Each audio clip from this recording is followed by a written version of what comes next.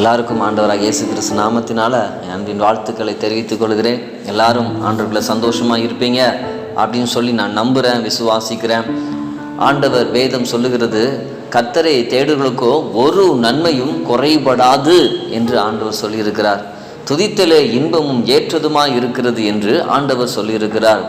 அவர் துதியிலே பிரியப்படுகிற ஒரு தேவனாய் இருக்கிறார். அவர் துதிகளின் மத்தியிலே வாசம் செய்கிற தேவனாய் இருக்கிறார். துதித்தலே இன்பமும் ஏற்றதுமா இருக்குதாம். அப்போ பாருங்க, ஆண்டவர் துதியிலே பிரியப்படுகிற காரணம் என்னன்னா, துதி என்பது அது தேவனுக்கு கொடுக்கிற கனம், துதி என்பது ஆண்டு கொடுக்கிற மகிமை, துதி என்பது ஆண்டு மேல வைத்திருக்கிற அந்த அளவு கடந்த அன்பையும் அளவு கடந்த அந்த பாசத்தையும் அவர் செய்த அந்த நன்மைகளையும் அற்புதங்களையும் நினைத்து நம்மை அறியாமலே என் ஆண்டவரே நீர் நல்லவர் என்று சொல்லி அவருக்குரிய கனத்தை கொடுக்கிறது தான். அதிலே ஆண்டவர் அந்த கணத்தை கொடுக்கும் பொழுது ஆண்டவரை பிரியப்படுற காரணம் என்னன்னா, அதுல தெய்வீக அன்பு இருக்கிறது. துதி என்பதே அன்பின் அடையாளம் என்று சொல்லிக் கொள்ளலாம். தேவன் துதியிலே பிரியப்படுகிறார். தேவனுடைய பிள்ளைகளை அவர் துதிக்கிறல, நாம துதிக்கிறல அவர் ரொம்ப சந்தோஷப்படுகிறார். நாம் அந்த வேதம் சொல்லுது, கர்த்தருக்குள் மகிழ்ச்சியா இருங்கள், அதுதான் நமக்கு பலன் என்று சொல்லப்படுகிறது. நம்ம எப்போ நல்லா பாடுவோம் அப்படின்னா, சந்தோஷமா இருக்கும் பொழுது தான் நம்ம ஆண்டவரை பாடுவோம். அப்போ உன் இருதயம் கர்த்தரை நம்புச்சு அப்படின்னா, உன் இருதயம் கர்த்தரை துதிக்க ஆயத்தமா இருந்துச்சு அப்படின்னா, நீ ஆண்டவரை அதிகமா நேசிச்சேன்னா நீ ஆண்டவர் எப்பொழுது புகழ்ந்து பாடிக்கொண்டே இருப்பீங்க. சங்கீதக்காரன் சொல்லுகிறான், வேதத்திலே பார்க்கும் பொழுது, எக்காலத்தில் நான் கர்த்தரை துதிப்பேன், அவர் துதி எப்பொழுது என் வாயில இருக்கும் என்று அவன் சந்தோஷமாய் ஆண்டவர் எப்பொழுதும் பாடுகிறான். இன்றைக்கு நாம் ஆண்டவரை துதித்து பாடி எப்பொழுதும் கர்த்தரை பாடி மகிமைப்படுத்த அவருடைய பிரசன்னம் நம்மோடு கூட இருக்கும். நாம் ஒரு பாடலை பாடி ஆண்டவரை மகிமைப்படுத்துவோமா?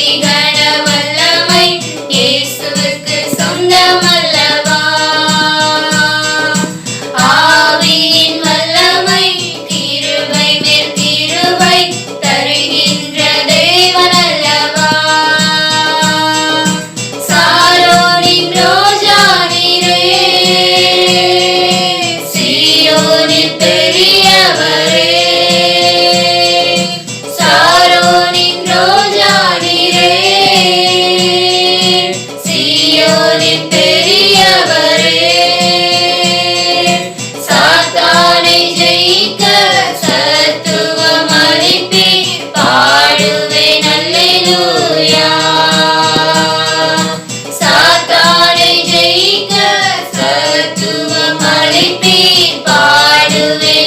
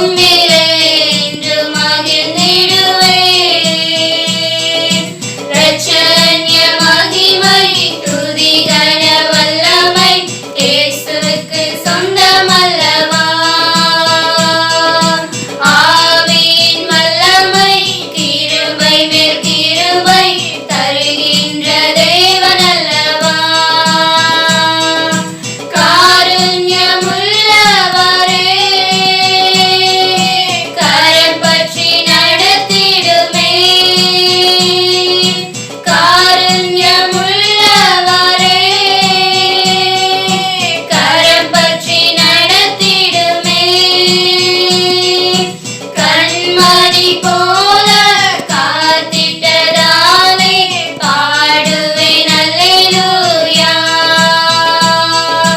கண்மணி போல காத்திட்டதாலே பாடுவேன் அல்லேலூயா. உம்மை பாடி சோஸ்தரிப்பேன், சங்கீர்த்தனம் பண்ணிடுவேன்.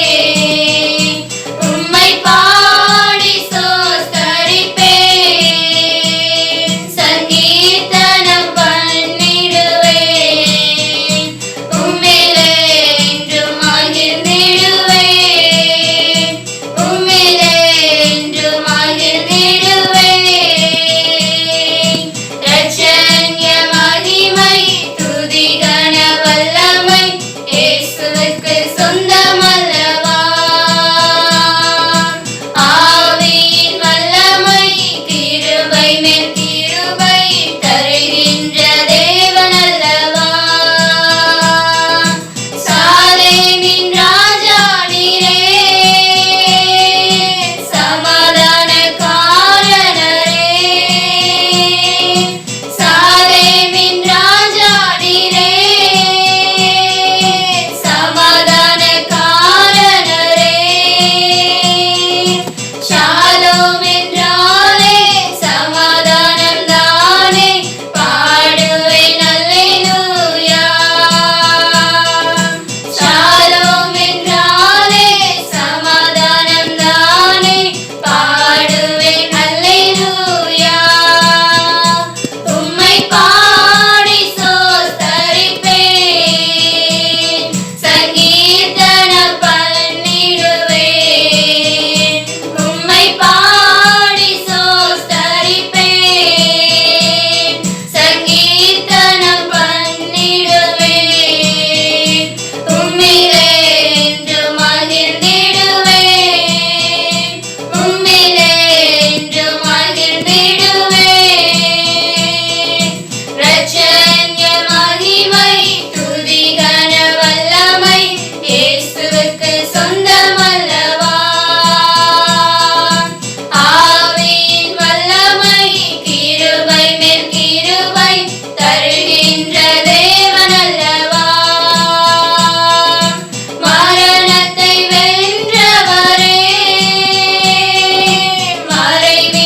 மறைவிடமானவரே. மரணத்தை வென்றவரே, மறைவிடமானவரே. வசனத்தை அனுப்பி குணமாக்குவீரே, பாடுவேன் அல்லேலூயா. வசனத்தை அனுப்பி குணமாக்குவீரே, பாடுவேன் அல்லேலூயா. உம்மை பாடி சோஸ்தரிப்பேன், சங்கீர்த்தனம் பண்ணிடுவேன். உம்மை பாடி சோஸ்தரிப்பேன், சங்கீர்த்தனம் பண்ணிடுவேன். உம்மிலே என்றும் மகிழ்ந்திடுவேன், உம்மிலே என்றும் மகிழ்ந்திடுவேன். இரட்சண்ய மகிமை துதி கன வல்லமை இயேசுவுக்கு சொந்தமல்லவா. ஆவியின் வல்லமை கிருபை மேல் கிருபை தருகின்ற தேவன் அல்லவா. அன்பான தேவனுடைய பிள்ளைகளை, நாம் எல்லாரும் அப்படியே ஆண்டோட சமூகத்தில் முழங்கால் படிக்கிட்டு இப்போ ஆண்டவர் நோக்கி நம்ம செபிக்கலாமா? எல்லாரும் முழங்கால் படிக்கிட்டு கண்களை மூடி குடும்பமாய் உட்கார்ந்து கண்களை மூடி நல்ல பயபக்தியாய் நல்ல ஆண்டவரை துதிக்க ஆரம்பிப்போம். நல்ல ஆண்டவரே, உங்களுடைய பரிசுத்த நாம மகிமைப்படுவதாக. இந்த கிருபை நேரத்துக்காக உங்களுடைய உன்னத நாமத்தை மகிமைப்படுத்துகிறேன். ஏசப்பா உமக்கு ஸ்தோத்திரம். ரத்தம் தெளிக்கப்படுவதாக. கர்த்தருடைய மாறாத பிரசன்னம் ஆண்டவரே ஒவ்வொரு மீது இறங்கட்டும் பெறட்டும் ஆண்டவரே. நீர் நல்லவர் ஆண்டவரே, நீர் மகிமையான தெய்வம் ஆண்டவரே, நீர் மகத்துவமான தேவன் ஆண்டவரே, நீர் கிருபை உள்ள தேவன் ஆண்டவரே, நீர் எல் ஷடா ஆண்டவரே, நீர் எங்கும் நிறைந்திருக்கிற தேவன் ஆண்டவரே. உமக்கு மகிமை செலுத்துகிறோம், உமக்கு மகிமை செலுத்துகிறோம், உமக்கு நன்றி சொல்லுகிற ஆண்டவரே. அல்லேலூயா.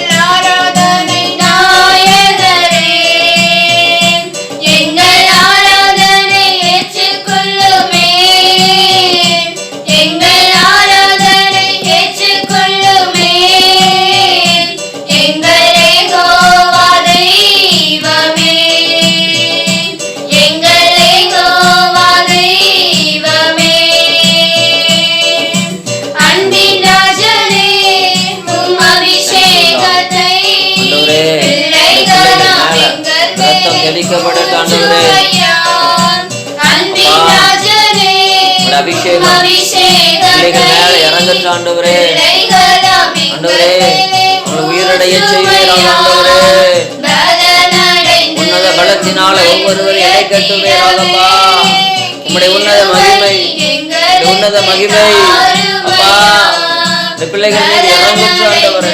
உடைய பிரசன்ன பிள்ளைகள் மீது இறங்குற்ற ஆண்டவரே. என் ஜீவனுள்ள கர்த்தாவே, ஜீவிக்கிற தெய்வமே, ஜீவிக்கிற தெய்வமே, உம்முடைய அபிஷேகத்தினால, உம்முடைய அபிஷேகத்தினால நிரப்புங்கப்பா. உன்னத அபிஷேகத்தினால நிரப்புங்க ஆண்டவரே. சர்வ வல்லமையுள்ள தேவன் ஆண்டவரே, உடைய மகிமை இறங்கட்டு, உடைய பிரசன்னம் இறங்கட்டு. ஆவியானவரே, ஆவியானவரே, பிள்ளைகள் மீது இறங்குவீராக. நீரே வல்ல தேவன்.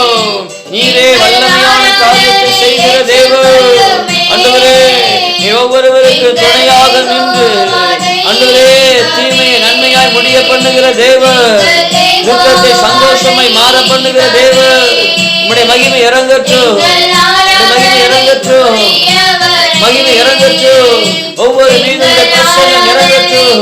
நன்றி சொல்லுகிறோம், நன்றி சொல்லுகிறோம், நன்றி சொல்லுகிறோம். உம்முடைய மகிமை எல்லை எல்லையா, உம்முடைய மகிமை, உம்முடைய பிரசன்னம் ஆண்டவரே ஒவ்வொருவரையும் மூடுவதாக. ஆண்டவரே நாங்கள் ஆராதிக்கிற தெய்வமே, ஒவ்வொருவரையும் நீர் தப்புவிக்க வல்லமுள்ள தேவனாயிருக்கிறீர் ஆண்டவரே. உங்களுடைய பிள்ளைகளை தப்புவிக்க ஆண்டவரே, என் ஜீவனுள்ள கர்த்தாவே, நீ வல்லமுள்ள தேவனாயிருக்கிறீர் ஆண்டவரே, நீ வல்லமுள்ள தேவனாயிருக்கிறீர் ஆண்டவரே. ஒவ்வொரு மீதும் உம்முடைய மகிமை இறங்கட்டும் ஆண்டவரே, உம்முடைய நாம மகிமைப்படுவதாக. ஓ தேவ பிரசன்னம் நம் நடுவில் இறங்கி நிற்கிறபடியினால எல்லாரும் ஆண்டவர் நன்றி நன்றி நன்றி என்று சொல்லி அவர் குள்ளத்தின் ஆழத்திலிருந்து மகிமை கொடுத்து கொண்டே இருப்போம். அப்பா உம்மை மகிமைப்படுத்துகிற ஆண்டவரே, தேவ பிரசன்னம் மகிமையாய் அக்னியாய் ஒவ்வொரு மீதும் கடந்து வருவதாக. நன்றி ஆண்டவரே, நன்றி ஆண்டவரே, நன்றி ஆண்டவரே, நன்றி ஆண்டவரே, நன்றி ஆண்டவரே. கர்த்தருடைய வல்லமை இறங்கட்டும், ஆவியானவரின் ஆளுகை செய்வீராக. நன்றி சொல்லுகிறோம், நன்றி சொல்லுகிறோம். ஓ மகத்துவமுள்ள தெய்வமே, எங்கள் நடுவில் இருக்கிற தெய்வமே, உமக்கு நன்றி சொல்லுகிறோம் ஆண்டவரே. அல்லேலூயா, அல்லேலூயா, நன்றி சொல்லுகிறோம். ராஜாவும் பிரசன்னம் போதுமையா, எப்போதும் எனக்கு போதுமையா. ராஜாவும் பிரசன்னம் போதுமையா, எப்போதும் எனக்கு போதுமையா. பிரசன்னம் பிரசன்னம் தேவ பிரசன்னம் பிரசன்னம் பிரசன்னம் தேவ பிரசன்னம். கரம் பிடித்த நாயகரே, கரம் பிடித்த நாயகரே, கைவிடாத தூயவரே, கைவிடாத தூயவரே. பிரசன்னம் பிரசன்னம் தேவ பிரசன்னம் பிரசன்னம் பிரசன்னம் தேவ பிரசன்னம்.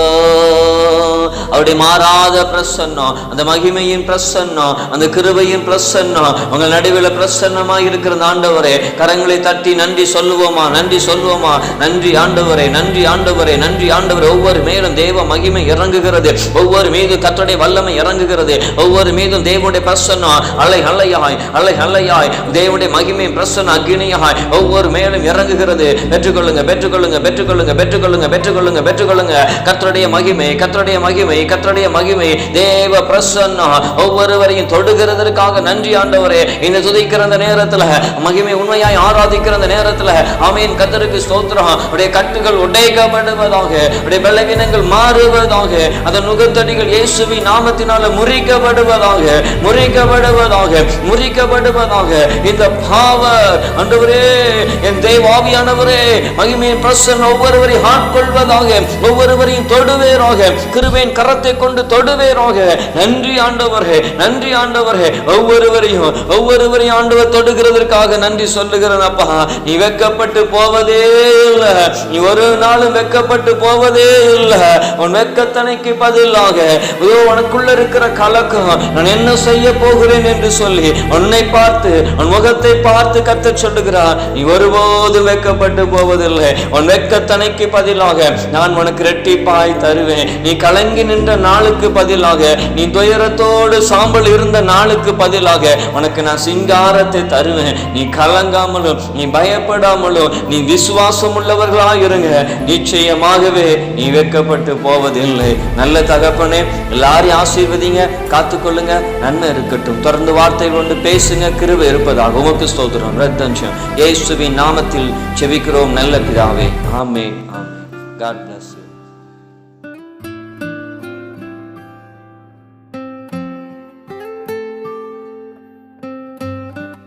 அனைவருக்கும் நம் ஆண்டவராக இயேசு கிறிஸ்து நாமத்தினால என் அன்பின் வாழ்த்துக்களை தெரிவித்துக் கொள்ளுகிறேன்.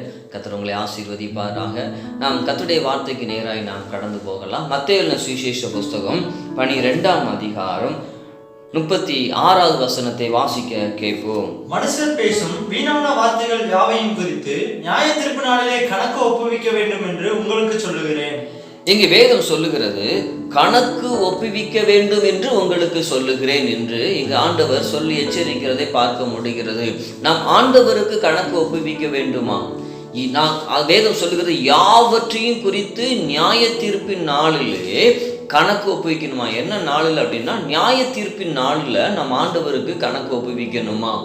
அப்போ ஆண்டவர் எல்லா மனிதர்களுக்கும் நியாய தீர்ப்பை ஒன்றை நியமித்திருக்கிறார். அந்த கிறிஸ்துவின் நியாயஸ்தானத்துக்கு முன்பாக ஒரு நாள் நீங்களும் நானும் நிற்க வேண்டும். அந்நாட்களிலே நாம் ஆண்டவருக்கு கணக்கு ஒப்புவிக்க வேண்டும். நாம் எதை வகையெல்லாம் ஆண்டவருக்கு கணக்கு ஒப்புவிக்க வேண்டும் என்பதை குறித்து நான் உங்களுக்கு வேதத்திலிருந்து நான் சில காரியங்களை ஆவியோட ஒத்தாசையை கொடுக்க விரும்புகிறேன். கணக்கு ஒப்புவித்தல் அப்படின்னா, நாம் ஒவ்வொரு காரியத்திலும் அதை குறித்து முழு விவரமும், அதாவது ஒரு கணக்கு, ஒரு கேள்வி எத்தனை வகையில் அமைந்தாலும் அதோடைய ஆன்சர் சரியாக வர வேண்டும். இன்னும் சொல்லப்போனால், ஆடிட்டிங் ரிப்போர்ட் எல்லாரும் கொடுக்கணும். அந்த ஆடிட்டிங் ரிப்போர்ட் கம்பெனி கொடுக்கும் பொழுது அந்த கம்பெனியுடைய அந்த கணக்கு டேலி ஆகலை அப்படின்னா, அந்த ஆடிட்டிங் ரிப்போர்ட் தப்பாக போச்சு அப்படின்னா அவங்களுடைய காரியங்கள் அது பல கேள்விகளை எழுப்பதான் இருக்கும். ஒரு கம்பெனி ஒரு வருஷம் நிறைவேறுவதற்குள்ளாய் அந்த வருஷத்தினுடைய கணக்கை கவர்மெண்ட்டுக்கு சமர்ப்பிக்கணும். எவ்வளோ நஷ்டம், எவ்வளோ லாபம், என்ன எல்லா கணக்கும், அங்கே என்னென்ன பொருள் வாங்கினாங்க, என்னென்ன பொருளை என்னென்னதுக்கு செஞ்சாங்க, அதுக்கு எல்லா பில்லும் முதற்கொண்டு அங்கு சமர்ப்பிக்க வேண்டும். அந்த வருஷத்துக்கு ஒரு முறை கணக்கு ஒப்புவிக்க வேண்டும். ஒரு கவர்மெண்ட்டு ஒரு மனிதனை அவனுடைய வருமானத்துக்கு கணக்கு ஒப்புவிக்க சொல்லி கம்பல்சரி படுத்தும் என்றால், பரலோக தேவன் நமக்கு கணக்கு ஒப்புவிக்க வேண்டிய காரியத்தை வைத்திருக்கார். எதிலே கணக்கு ஒப்புவிக்க வேண்டும்? நம்முடைய ஆவியை குறித்தும், நம்முடைய ஆத்மா குறித்தும், நம்முடைய சரீரத்தை குறித்தும். எத்தனை வருஷம் அப்படின்னா, நாம் பிறந்ததிலிருந்து நாம் இயேசு கிறிஸ்து இரட்சகராக ஏற்றுக்கொண்ட நாளிலிருந்து மரணம் வரைக்கும் நாம் செய்த எல்லா காரியத்தையும் அங்குதான் கணக்கு ஒப்புவிக்க வேண்டும். அந்த கணக்கு ஒப்புவிக்க ஆண்டவர் எதிர்பார்க்கிறார். அதாவது வேதம் சொல்லுகிறது, யாவற்றையும் குறித்து நியாய தீர்ப்பின் நாளிலே நாம் கணக்கு ஒப்புவிக்க வேண்டுமா? எவையெல்லாம் கணக்கு ஒப்புவிக்க என்று சொல்லி நாம் சில காரியங்கள் சுருக்கம் அந்த நேரத்தில் நாம் தியானிக்க போகிறோம். முதலாவது, இங்கு வேதம் வாசித்த பகுதியிலே பார்க்கிறோம், மனுஷர் பேசும் வீணான வார்த்தையை குறித்து கணக்கு ஒப்புவிக்க வேண்டுமா? எதை குறித்து என்றால், நாம் பேசுகிற வார்த்தைகளை குறித்து கணக்கு ஒப்புவிக்க வேண்டுமா? நம்முடைய வார்த்தை என்பது அது ஆவியை குறிக்கிறதா இருக்கிறது.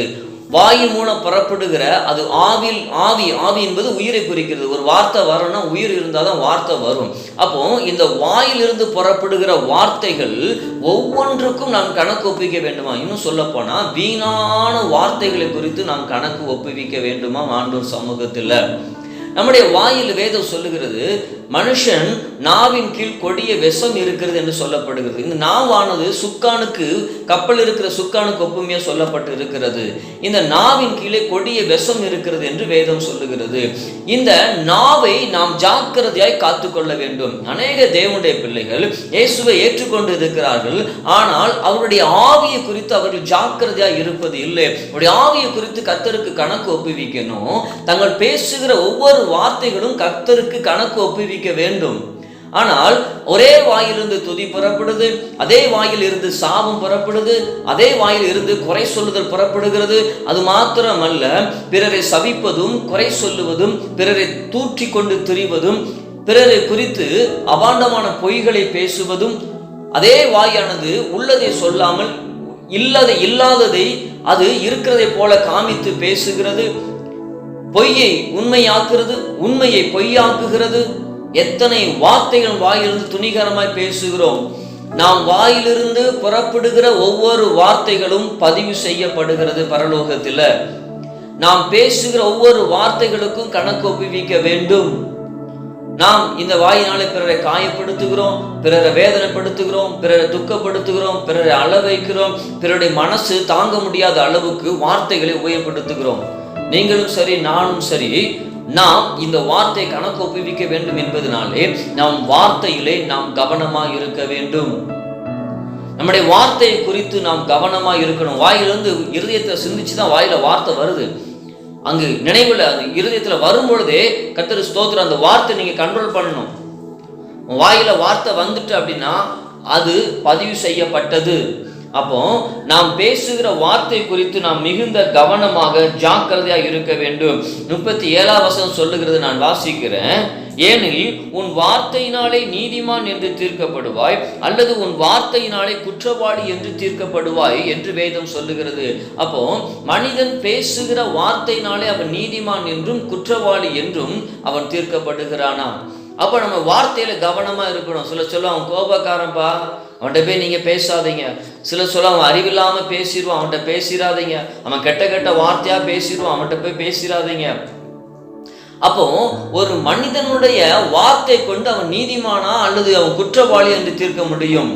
துன்மார்க்கன் என்று சொல்லப்படுகிறது, நீதிமான் என்று சொல்லப்படுகிறது, நல்லவன் என்று சொல்லப்படுகிறது, அவன் ரொம்ப மோசமானவன், கெட்டவன் என்று சொல்லப்படுகிறது. நீங்கள் வாயிலிருந்து புறப்படுகிற வார்த்தை வைத்து தான் உங்க குணத்தை முதல்ல அவங்க நிர்ணயிப்பாங்க. நம்முடைய தேவனுடைய பிள்ளைகளாக இருக்கிற நாம நம்முடைய வாயை குறித்து நாம் ஜாக்கிரதையாக இருக்க வேண்டும். ஸ்தோத்திரம். ரெண்டாவது ஒரு காரியம் நாம் வேதத்துல பார்க்கலாம்.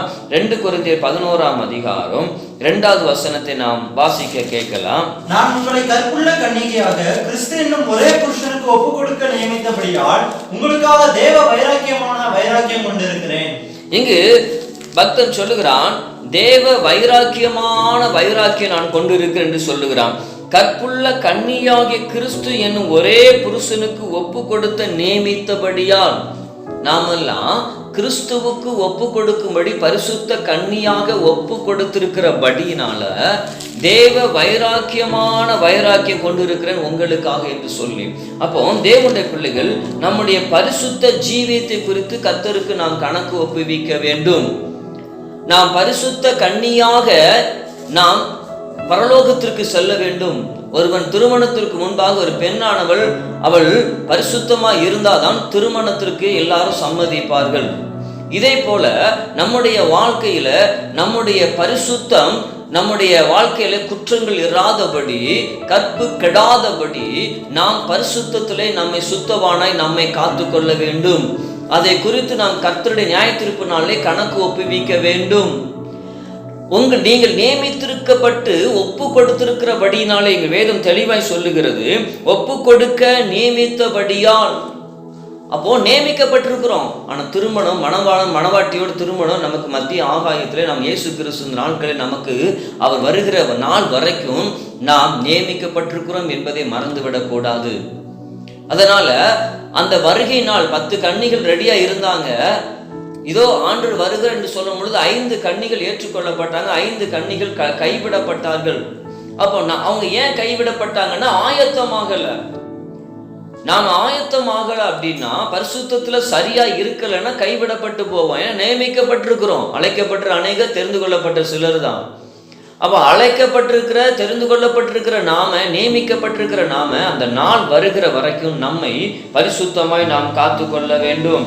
1 தெசலோனிக்கர் 5:23 இவ்வாறாக சொல்லுகிறது. அந்த வசனத்திலே பார்க்கும் பொழுது, இதோ பரிசுத்த தேவன் தாமே உங்களை முற்றிலும் பரிசுத்தமாக்குவாராக, அவருடைய ஆவி ஆத்துமா சரீரம் அவர் வருகிற நாள் வரைக்கும் நீங்கள் குற்றமற்றதாக நீங்கள் காத்து கொள்ள கடவர்கள் என்று அங்கு ஆண்டவர் வார்த்தை கட்டளை கொடுக்கிறதை பார்க்க முடிகிறது. அப்போ நம்முடைய ஆவியில சுத்தம், ஆத்துமாவில் சுத்தம், சரீரத்துல சுத்தம் வேணும். அப்போதான் நாம் நியமிக்கப்பட்டிருக்கிறோம் பரிசுத்த கன்னியாக. அப்போ அதுக்கேற்ற தகுதியை நாம் இருந்தாதான் கொஞ்ச நாள் அந்த பரிசுத்தத்திலே நாம் நிலைத்திருக்கும்படி சில காலங்களே கர்த்தர் நமக்கு கொடுத்திருக்கிறார். இந்த காலத்தின் அளவின்படி நாம் பரிசுத்தமாய் நம்மை காத்து கொள்ளும் பொழுதுதான் ஆண்டவருடைய வருகையிலே நாம் எடுத்துக்கொள்ளப்பட முடியுமே தவிர, இல்லை என்றால் நியாயத்தீர்ப்பினாலே நாம் கணக்கு சரியாக கொடுக்க முடியாது, கைவிடப்பட்டு போவோம். அப்போ நாம் பரிசுத்த கன்னியாய் நியமிக்கப்பட்டிருக்க நம்முடைய இந்த ரட்சிப்பின் அனுபவத்துல நம்மை பரிசுத்தமாய் காத்துக்கொண்டு கணக்கு ஒப்புவிக்க வேண்டும். மூன்றாவது ஒரு காரியம் வேதத்துல நம்ம பார்க்கலாம். 1 பேதுரு 1ஆம் அதிகாரம் 7வது வசனத்தை வாசிக்க கேட்கலாம். அழிந்து போகிற பொன் அக்கினியினாலே சோதிக்கப்படும், அதை பார்க்கிலும் அதிக விலையேற பெற்றதா இருக்கிற உங்கள் விசுவாசம் சோதிக்கப்பட்டு இயேசு கிறிஸ்து வெளிப்படும் போது உங்களுக்கு புகழ்ச்சியும் கனமும் மகிமையும் உண்டாக காணப்படும். இங்கு சொல்லப்படுது அழிந்து போகிற பொன் அக்கினியினாலே சோதிக்கப்படும். அப்போ நம்முடைய ஆண்டவருக்காக நாம் நியமிக்கப்பட்டிருக்கிற இந்த நியமனத்துல நம்ம ஆண்டவருக்காக ஊழியம் செய்யணும். ஊழியக்காரன் ஊழியத்தை குறித்து கர்த்தருக்கு கணக்கு ஒப்புவிக்க வேண்டும். அழைக்கப்பட்ட எல்லா பிள்ளைகளும் கர்த்தருக்கு என்று ஏதாவது ஒரு வகையில ஊழியம் செய்ய வேண்டும். இந்த ஊழியம் செய்யும் பொழுதுதான், அந்த கணக்கை நாம் சரியாக ஒப்புவிக்கும் பொழுதுதான் நமக்கு அதுக்கேற்ற கிரீடங்கள் கிடைக்கும். யூடியூப் வழியா நாம் இதை பார்த்து கொண்டு இருக்கிறோம். இது நாம் ஒரு சில நிமிஷங்கள் உட்கார்ந்து இதை கவனித்து நாம் என்ன செய்கிறோம், அதை கவனிக்கிறோம். ஆனால் இதற்கு பின்னால் ஒரு பிரயாசம் இருக்கிறது. என்னோட கூட தம்பி விஜய் மற்ற வாலிபர்கள் எல்லாரும் கொஞ்சம் உதவி செய்கிறாங்க. ஸோ அதனால் என்னால் இந்த காரியத்தை நேர்த்தியாய் செய்ய முடிகிறது. அப்போ இது அவர்கள் செய்கிற கர்த்தருக்காக செய்கிற ஊழியம். அப்போ அந்த ஊழியத்தை உண்மையாய் உத்தமமாய் நேர்த்தியாய் சரியாய் செய்தோம் என்றால் கணக்கு ஒப்புவிக்க கரெக்டாக இருக்கும். அதான் இங்கே வேதம் சொல்லுகிறது, அழிந்து போகிற பொன் அக்கினினாலே சோதிக்கப்படும். ஒரு பொன் அழிக்கப்பட்டாதான் அது, அங்கே வேதம் சொல்லுது அழிந்து போகிற பொன் அக்கினினாலே சோதிக்கப்படும். அப்போ ஒரு பூமிக்கடில் தோண்டப்பட்ட அந்த பொன்னானது அது அக்கினியில வைத்து அது உருக்கும் பொழுதுதான் அது ஜொலிக்க ஆரம்பிக்கும். ஊழியத்தின் பாதையில் ஆண்டவருக்காக ஊழியம் செய்யும் போது நமக்கு பல பிரச்சனைகள் வரும், பல நெருக்கடிகள் வரும். தேவ பிள்ளைகள் விசுவாசிகள்லாம் ஊழியம் செய்யும் பொழுது உங்களுக்கு குடும்பத்திலிருந்து எதிர்ப்பு வரும். அது மாத்திரமல்ல, பல வகையில் எதிர்ப்பு வரும். ஊழியம் செய்ய முடியாதபடி பல விதமான நெருக்கடி வரும், வேதனை வரும். ஐயோ என்று விட்டுட்டு போயிடக்கூடாது. ஏன்னா நாம் ஆண்டவர் கணக்கு ஒப்பிக்கிறோம். உங்களையும் என்னையும் நம்பிதான் ஆண்டவர் அந்த வேலையை நம்ம கையில கொடுத்திருக்கிறார். நாம் அதை குறித்து ஜாக்கிரதையா இருந்து கொடுக்கப்பட்ட வேலையை நாம் உண்மையும் உத்தமா செய்யணும். அந்த ஊழியத்துக்கு நம்ம தியாகம் பண்ணணும். அப்படிதான் அதான் அக்னி ஊடாய் கடந்து போனாதான், வேதனையின் வழியாக பாடுகளின் வழியாக பல அனுபவங்கள் வழியாக நம்ம கடந்து போனாதான் கர்த்தருக்காக பிரகாசிக்க முடியும். மோசே என்ற பக்தன் முதலில் சொன்னான், நான் இந்த இஸ்ரவேல் ஜனங்களை மீட்கும்படி நியமிக்கப்பட்டவன் என்று சொன்னான். ஆனால் அதே மோசே அவன் ஓடி போன பின்பாக வனாந்தரத்திலே இதோ அவன் ஆடுகளை மேய்த்து கொண்டு இருக்கும் பொழுது ஆண்டவராகிய தேவன் அவனை பார்த்து கேட்கும் பொழுது, இந்த கனமான ஊழியத்தை செய்வதற்கு எனக்கு தகுதி இல்லை என்று சொல்லுகிறான். காரணம், உடைக்கப்பட்ட பின்பு அவன் தகுதி இல்லை என்று சொல்லும் பொழுது ஆண்டு சொல்ல, நீதான் எனக்கு தேவை என்று சொல்லி. உன் வாழ்க்கையில் வருகிற பாடுகளை உபத்திரத்தையும் கண்டு நீ சோர்ந்து போவை என்றால், நீ சோதிக்கப்படலை அப்படின்னா, நீ அக்னிக்குள்ளாய் போகலை அப்படின்னா அதில் ஒரு தரம் இருக்காது, அதில் ஒரு புகழ்ச்சி இருக்காது, அதில் ஒரு கண்ணியம் இருக்காது. அப்போ ஆண்டவர் உன் வாழ்க்கையில் அனுமதிக்கிறார். சந்தோஷமாக ஏற்றுக்கொண்டு நியமிக்கப்பட்ட ஓட்டத்தில் பொறுமையாக ஓடுங்க. கணக்கு ஒப்புவிக்க நாம் நாள் சமீபித்திருக்கிறது. ஊழியத்தை உண்மையும் உத்தமாக செய்து நாம் ஆண்டவருக்கு கணக்கு ஒப்புவிக்க வேண்டும். அப்படி ஆண்டவருக்கு கணக்கு ஒப்புவிக்கும் பொழுதுதான் ஸ்தோத்திரம், நாம் ஆண்டவருடைய ராஜ்யத்தில் நிலை நிற்க முடியும். ஸ்தோத்திரம். 1 பேதுரு 1ஆம் அதிகாரம் 12ஆம் வசனத்தை வாசிக்க கேட்கலாம். தங்கள் நிமித்தம் அல்ல, நமது நிமித்தமே இவைகளை தெரிவித்தார்கள் என்று அவர்களுக்கு வெளியாக்கப்பட்டது. பரலோகத்திலிருந்து அனுப்பப்பட்ட பரிசுத்த ஆவியினாலே உங்களுக்கு சுவிசேஷத்தை பிரசங்கித்தவர்களை கொண்டு போதுமானது. இங்கு நம்ம பார்க்கிறோம், இந்த 1 பேதுரு 1ஆம் அதிகாரம் 12, 13 வசனங்களை பார்க்கும் பொழுது 13ஆம் வசனம் சொல்லுகிறது, நீங்கள் உங்கள் மனதின் அறையை கட்டிக்கொண்டு தெளிந்த புத்தி உள்ளவர்களாக இருந்து இயேசு கிறிஸ்து வெளிப்படும் பொழுது உங்களுக்கு அளிக்கப்படும் கிருபை மேல் பூரண நம்பிக்கை உள்ளவர்களாக இருங்க. எல்லாம் பொறுமையாக சகித்து கொள்ளணும். கிருபை மேல் நம்ம நம்பிக்கை வைத்து காத்திருக்கும் பொழுதுதான் நாம் ஆண்டவருக்கு என்று கர்த்தருக்கு ஸ்தோத்திரம் நாம் செய்த ஊழியத்தை குறித்து கணக்கு ஒப்புவிக்க முடியும். 4வது ஒரு காரியம் பார்க்கலாம். மத்தேயு சுவிசேஷம் 5ஆம் அதிகாரம் 8வது வசனத்தை வாசிக்க கேட்கலாம். சுத்தமுள்ளவர்கள் பாக்கியவான்கள், அவர்கள் தேவனை தரிசிப்பார்கள். இங்க வேதம் சொல்லுகிறது, ஆமென், கர்த்தருக்கு ஸ்தோத்திரம், இருதயத்தில் சுத்தமுள்ளவர்கள் பாக்கியவான்கள், அவர்கள் தேவனை தரிசிப்பார்கள் என்று வேதம் சொல்லுகிறது. ஆண்டவருக்கு மகிமை உண்டாகட்டும். அப்போ நம்முடைய வாழ்க்கையில நமது சிந்தனைகளை குறித்து கர்த்தருக்கு கணக்கு ஒப்புவிக்கணும். நம் சிந்தனை ஏன்னா வேதம் சொல்லு இருதயத்துல சுத்தம் உள்ளவன் பாக்கியவான். இது ஆத்துமாவை குறிக்கிறதா இருக்கிறது. இருதயம் என்பது ஆத்துமாவை குறிக்கிறது. ஆத்துமாவில் இருந்தால் பொல்லாத சிந்தனைகளும் நல்ல சிந்தனைகளும் வருகிறது. மனுஷனுடைய இருதயம் மகா திருக்குள்ளதா இருக்கிறது. உன் இருதயத்துல சுத்தம் இருக்குதா? உன் சிந்தனையில சுத்தம் இருக்கணும். நீ நல்லதை சிந்திக்கணும். கிறிஸ்துவின் சிந்தை நமக்குள்ள இருக்கணும். நம்ம சிந்திக்கிற தவறான சிந்தையை குறித்து கர்த்தர் கணக்கு ஒப்பிக்கணும். ஒரு மனுஷனை பார்க்கும்போது பெரிய பரிசுத்தவான் போல இருக்கும். அவனை பார்க்கும்போது அவனை விட்டு அவன் நம்பிக்கையான ஆள் யாருமே இல்லைன்னு நினைக்க தோணும். ஆனால் அவனுடைய இருதயம் மகா திருக்குள்ளது இருக்கு என்பது ஆண்டவருக்கு தெரியும். நீங்க நியமிக்கப்படுறீங்க. உன் சிந்தைகளை பரிசுத்தஇருக்கணும். யாரை குறித்தும் தப்பா நினைக்க கூடாது. யாரை குறித்தும் தவறான நினைவுல இருக்கக்கூடாது.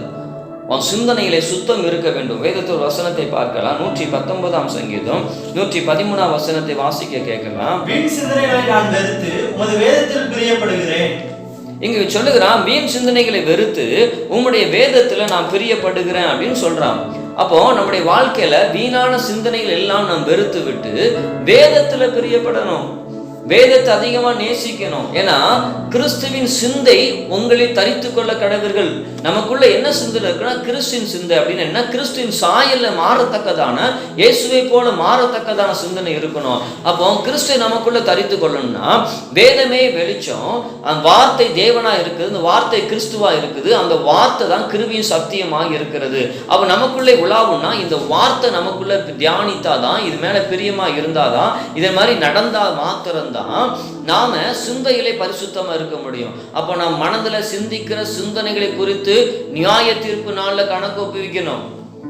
நம்ம நித்திய ராஜ்யத்துக்கு போனா ஒவ்வொரு காரியத்தை குறித்து கணக்கு ஒப்புவிக்கணும். சும்மா ஏதோ இயேசு ஏற்றுக்கொண்டோம், ஆலயத்துக்கு போனோம், ஏதோ கொஞ்ச நேரம் காலையில் எழுந்து ஜெபம் பண்ணோம், ஆண்டவரே அப்படின்னு சொல்றோம், பரலோகத்துக்கு போனா என்ன போகட்டும் என்ன, இந்த மாதிரி எல்லாம் நம்ம இருக்கக்கூடாது. வருகை சமீபித்து இருக்கிறது. உன் ஆவி ஆத்மா சரீரத்தை குறித்து நீ கணக்கு ஒப்புவிக்கிறோம். நீ ஒவ்வொரு நாளும் உன்னை ஆராய்ந்து பார்த்து உன்னை சரி பண்ணணும். நீ கணக்கு ஒப்புவிக்க வேண்டும். மரித்ததுக்கு பின்பாக உன்ட ஒரு பலன் இருக்காது. மரித்த பின்பாக உன்னுடைய அப்பதான் தெரியும் ஐயோ என்று சொல்லி. நீ இந்த பூமியில உனக்கு சிந்தனை கொடுத்திருக்கிறார். மிருகங்களுக்கு கிடையாது, படைப்புகளுக்கு கிடையாது, எந்த படைப்புகளும் பேச முடியாது. பேசுகிற ஒரு கிருபை மனிதனுக்கு ஆண்டவர் கொடுத்திருக்கிறாரே.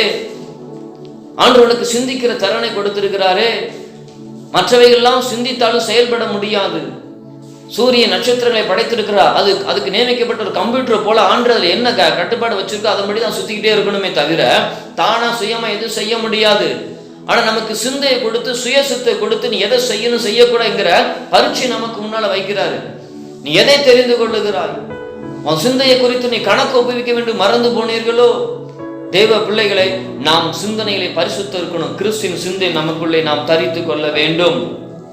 அடுத்து ஒரு காரியமாக நாம் வாசிக்கலாம். ரோமர் 7 அதிகாரம் 16 வசனத்தை வாசிக்கலாம். ரோமர் 7:16. இப்படி நான் விரும்பாததை செய்கிறவனாய் இருக்க நியாயப்பிரமாணம் நல்லது என்று ஒத்துக்கொள்கிறேனே. நான் விரும்பாதை செய்கிறபடினாலே நியாயப்பிரமாணம் நல்லது என்று நான் ஒத்துக்கொள்ளுகிறேன் என்று இங்கே பவுல் சொல்லுகிற வசனத்தை நாம் கவனிக்க முடிகிறது. அப்போ நம்முடைய அந்தரங்க வாழ்க்கை குறித்து நம்ம ஆண்டவருக்கு கணக்கு ஒப்புவிக்கணும். உன் அந்தரங்க வாழ்க்கையில நீ என்னென்ன செய்கிறாய் என்பதை குறித்து நீ கணக்கு ஒப்புவிக்க வேண்டும் ஆண்டோட சமூகத்துல. அப்போ நியாயப்பிரமாணம் நல்லது என்று இவன் சொல்லுகிறான். காரணம் என்ன அப்படின்னா, நம்முடைய இன்னைக்கு அநேக மனுஷங்க அந்தரங்க வாழ்க்கையில என்ன நடக்குது அவனுக்கும் ஆண்டவருக்கு மாத்திரம் தெரியும். ஏன்னா அந்தரங்கம் என்பது யாரும் அறியாது செய்கிற பாவங்கள். அவன் ஆவியில அந்தரங்கமா பாவம் செய்கிறானா, அல்லது ஆத்துமால அந்தரங்கமா பாவம் செய்கிறானா, அல்லது சரீரத்துல அந்தரங்கமா பாவம் செய்கிறான் என்று நமக்கு தெரியாது. இதை கேட்கிற தேவ பிள்ளைகளே, உன் வாழ்க்கையில அந்தரங்கமான பாவம் இருந்துச்சு, நீ ஏன் செய்த, எதுக்கு செய்த, நீ கணக்கு ஒப்பிக்கணும். சும்மா செஞ்சேன், நேரம் போகல, செய்யல, எனக்கு பிடிச்சிருந்தது, உணர்ச்சி வசப்பட்டுட்டேன், அங்கு சாக்கு போக்கு சொல்ல முடியாது. ஏன் செய்த என்றால் உன் மனசுல அந்த நேரத்துல என்ன நினைச்சு நீ செஞ்சியோ அதை சொல்லணும். நம்முடைய வாழ்க்கையிலே அந்த ரங்கத்தை குறித்து நாம் கணக்கு ஒப்புவிக்கலாம் அப்படின்னா அங்கு நாம் நித்திய ராஜ்யம் என்பது கேள்விக்குறியாகிவிடும். இது ஏன் ஆண்டு முன்னுக்கூட்டி எழுதி வைத்திருக்கிறார் என்றால், கணக்கு ஒப்புவிக்க வேண்டும் என்பதால் கணக்கு சரியா இருந்தால் தான் கணக்கு ஒப்புவிக்க முடியும், இல்லைன்னா ஒப்புவிக்க முடியாது. அப்ப இன்றைக்கு உங்க கணக்கை சரி பண்ணுங்க. உங்களுக்கு காலம் கொடுத்திருக்கிறார். அந்த வருகை இன்றைக்கோ நாளைக்கோ இல்லை சில வருஷங்களோ நமக்கு தெரியாது. அப்போ நியமிக்கப்பட்ட காலம் இப்போ ஆண்டு பேசுறாரு. உன் வாழ்க்கையை ஆராய்ந்து பாரு. ஆண்டவர்கிட்ட மன்னிப்பு கேளுங்க, ஆண்டவர்கிட்ட ஒப்புரவாகுங்க. ஆண்டவரே, இனி எனக்கு ஒரு விடுதலை தாங்க, எனக்கு இன்னொரு சந்தர்ப்பத்தை தாங்க, நான் மறுபடியும் உமக்காக நான் பிரியமா வாழுவேன், இனி என் கணக்கை குறித்து ஒப்புவிப்பேன் என்று ஒரு தீர்மானமான முடிவுக்கு வாங்க. உங்க மனசுல நீங்க தான் முடிவெடுக்கணும், நீங்க தான் முடிவெடுத்து செயல்படணும். ஒரு பாவம் செய்யணும், நீங்க தான் முடிவு எடுக்கிறீங்க. அந்த எண்ணம் வர்றதுனால தான் பாவத்துக்கு போய் நிக்கிறீங்க. உங்களால் உங்களுடைய மனதை, வேதம் சொல்றது, தன் மனதை அடக்காதவன் அவன் மதிலடைந்த பட்டணத்தை போல இருக்கிறான். தன் மனதை அடக்கிறவன் உத்தமனா. உயர்ந்த பட்டணத்தை பிடிப்பதை பார்க்கிலும் தன் மனதை அடக்குகிறவன் உத்தமனா. ஒரு உயர்ந்த பட்டணத்தை போராடி போர் செய்து பல உயிர்களை தியாகம் பண்ணி ஒரு பட்டணத்தை கையில பிடிக்கிறாங்க. அப்போ மனசு அடக்கிறது அந்த யுத்தத்துக்கு சமமா. அப்ப மனதை அடக்கிற யுத்தம் தான். அடக்கி ஆகணும், அடக்க வேண்டிய இடத்துல அடங்கணும், அடக்க வேண்டிய இடத்துல நம்மை அடக்கி ஆள கற்றுக்கொள்ளணும். நாம் கிறிஸ்துக்குள் இருப்போம் என்றால் தேவ பலன் நம்மை பாவத்தை ஜெயிப்பதற்கு கர்த்தர் நமக்கு பலனை தருகிறார். அந்தரங்கத்தை குறித்து நீ ஜாக்கிரதை, தேவ சமூகத்தில் நீ கணக்கு ஒப்புவிக்க வேண்டும் என்பதை மறந்து விடாதீங்க. வாசிக்கலாம் பிரசங்கி 12:14. ஒவ்வொரு கிரியையும் அந்தரங்கமான ஒவ்வொரு காரியத்தையும் நன்மையானாலும் தீமையானாலும் தேவன் நியாயத்திலே கொண்டு வருவார். இங்கு நாம் வேதத்திலே பார்க்கும் பொழுது நன்மையானாலும் தீமையானாலும் ஒவ்வொரு அந்தரங்க பாவத்தையும் நியாயத்திலே கொண்டு வருவார் என்பதை அறியணுமா? வருஷங்கள் கடந்திருக்கலாம், அன்றைக்கு நீ அதை செய்த பாவத்தை மறந்திருக்கலாம், அன்றைக்கு அந்த சந்தோஷத்தை அதோட முடித்து விட்டு இன்றைக்கு நான் நல்லா இருக்கிறேன்னு நினைத்து கொண்டிருக்கலாம். மனம் திரும்பணும், ஆண்டுட்டு ஒப்பு கொடுக்கணும், அவர் ரத்தவனை கழுவப்பட ஒப்பு கொடுக்கணும். அவை நன்மையானாலும் தீமையானாலும் நியாயத்துல கொண்டு வருவாராம். தப்பு தான், ஐயா அவங்க கஷ்டப்படுறாங்க அதுக்காக நான் உதவி செஞ்சேன். ஒருத்தன் பாவத்துல கஷ்டப்படுதாங்கிறதுக்காக அவனை சந்தோஷப்படுத்துறதுக்காக நீ பாவம் செஞ்சினா அது நன்மை என்று நினைச்சா அது தீமை தான். அந்தரங்கத்தை குறித்து நீ தேவனுக்கு கணக்கு ஒப்புவிக்க வேண்டும். யோசேப்புடைய வாழ்க்கையை பார்க்கும்போது அறிந்த சம்பவம், தெரிந்த சரித்திரம். அங்கு அவன் பாவம் செய்ய வேண்டிய, விபச்சாரம் செய்ய வேண்டிய சூழ்நிலை அவனுக்கு ஏற்பட்ட பொழுது அவன் தன் வஸ்திரத்தை கிழித்து கொண்டு ஓடுகிறான்.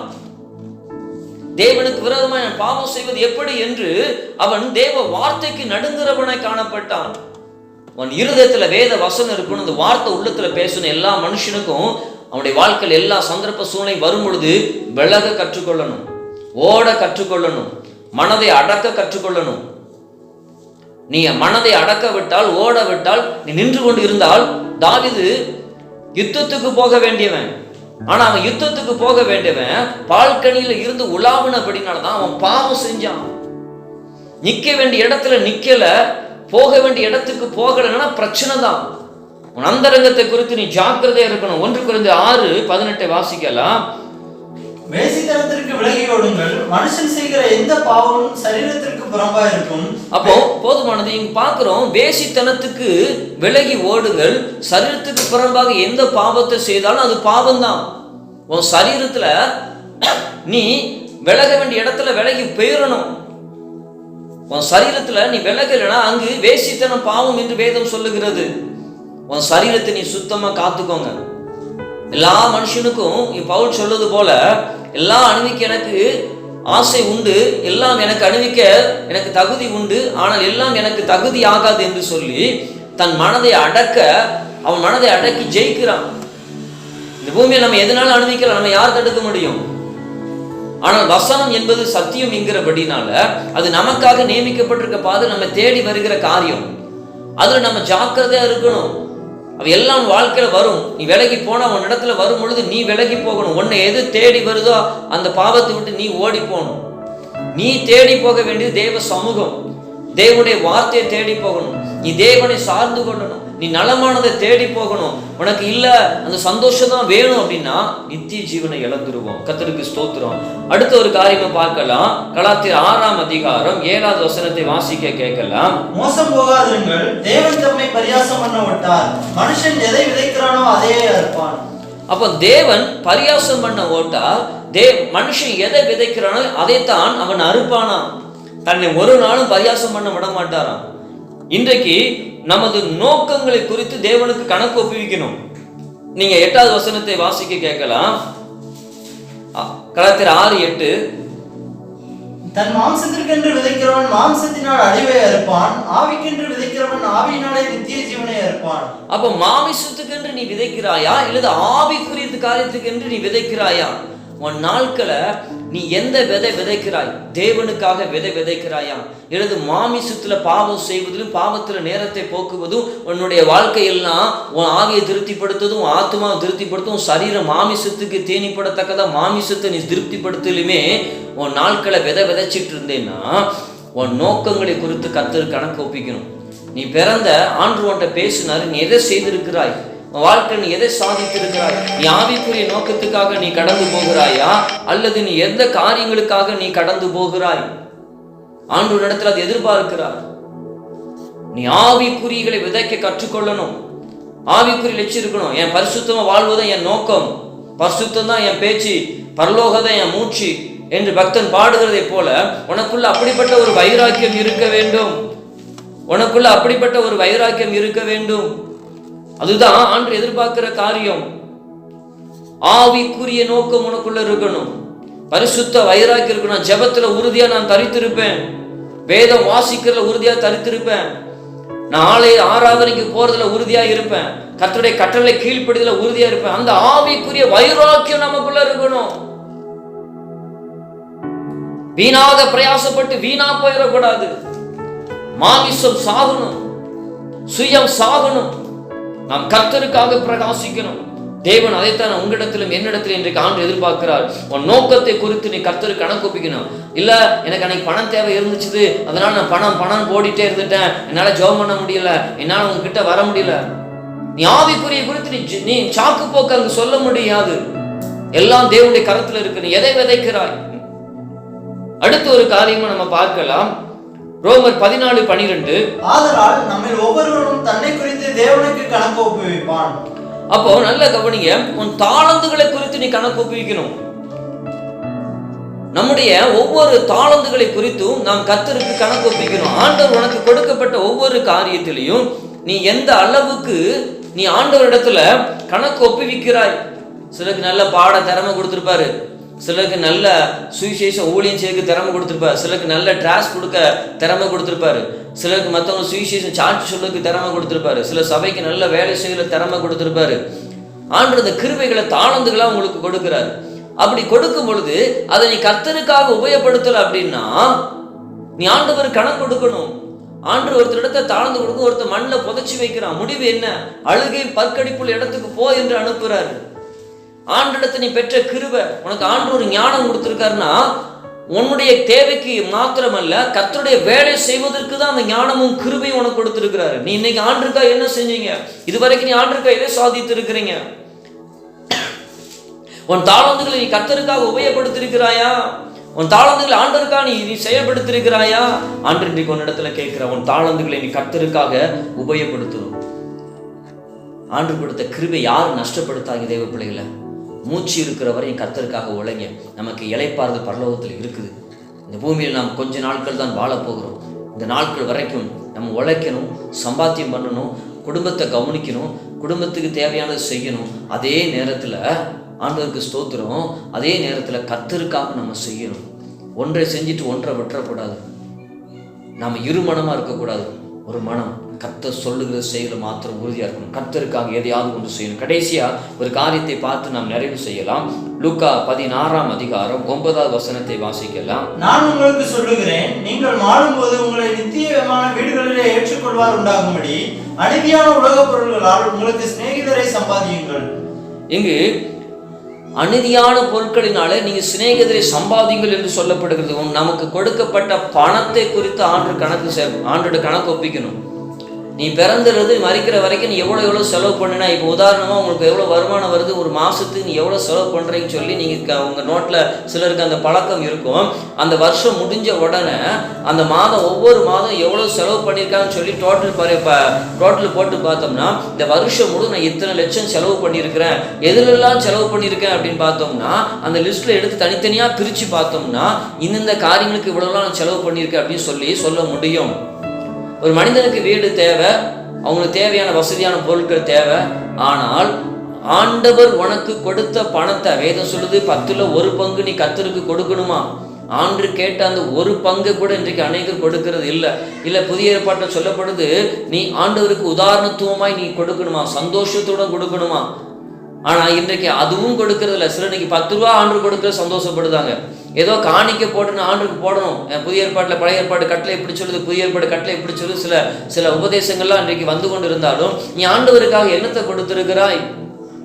உன் மூலம் உன்னுடைய பணத்தை கொண்டு எத்தனை பேருக்கு இன்னைக்கு சுவிசேஷம் அறிவிக்கப்பட்டிருக்கிறது?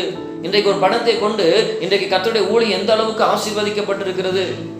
நீ உன் கையில கொடுக்கப்பட்ட பணத்தை குறித்து நீ ஜாக்கிரதையா இருக்கணும். உன் ஆண்டவர் கொடுக்கிறாருன்னா நீ மரிச்ச பின்பு 10 ரூபா கூட பாக்கெட் வைக்க முடியாது. நீ மரிக்கும் போது பணத்தை கொடுத்து கூட யோசிக்க முடியாது. உன் சொத்து நீ வாழ்நாள் முழுதும் கஷ்டப்பட்டு உழைச்ச சம்பாத்தியம் எல்லாம் எவன் வாரி கொண்டு போவான் தெரியாது என்று பிரசங்கில பார்க்கிறோம். மாயை மாயை எல்லாம் மாயை என்று வேதத்துல பார்க்கிறோம். உனக்கு போதுமான அளவு ஆண்டு சொல்லாது. ஆண்டு வேதத்தை சொல்றாரு, அன்றே அன்றை 4 தினம் பாடு போதுங்கிறாரு. நீ அன்றன்றைக்கு உனக்கு தேவையான நான் போஷிப்பேங்கிறாரு. நீ முதலாவது தேவனுடைய ராஜ்யத்தின் நீதியின் தேடு பிறகு எல்லாம் உனக்கு கூட கொடுக்கப்படும் என்று ஆண்டு சொல்றாரு. நீ எப்படி உன் பணத்தை குறித்து ஆண்டு கணக்கு கொடுக்க போகிற? உன் பணத்தை கொண்டு நீ எத்தனை பேருக்கு நன்மை செஞ்ச? உன் பணத்தினால் எத்தனை வாழ்க்கை தீபத்தை நீ ஏற்றி வைத்த? உன் பணத்தினால எத்தனை குடும்பம் சந்தோஷம் அடைஞ்சுது? உன் பணத்தை கொண்டு உன் பிள்ளைக்கு நல்லா செய்யறியா? உன் மனைவி நல்லா கவனிக்கிறியா? உன் குடும்பத்தை நீ நல்லா கவனிக்கிறியா? உன் குடும்பத்தை பராமரிக்கியா? வேதத்துல பார்க்கிறோம், ஆண்டு சொல்றாரு உழைக்காமல் உண்ணக்கூடாது என்று ஆண்டு சொல்றாரு. அப்போ நம்முடைய வாழ்க்கையில நாம் நன்றாக உழைத்து அந்த பணத்தை நாம் குடும்பத்திலும் தேவனுக்காகவும் நாம் செலவு செய்யணும். 3வது, அதே பணத்தை கொண்டு நம்ம ஏழைகளுக்கு உதவி செய்யணும். இந்த 3ம் ஒரு பணத்தை செலவு செய்யப்படணும்.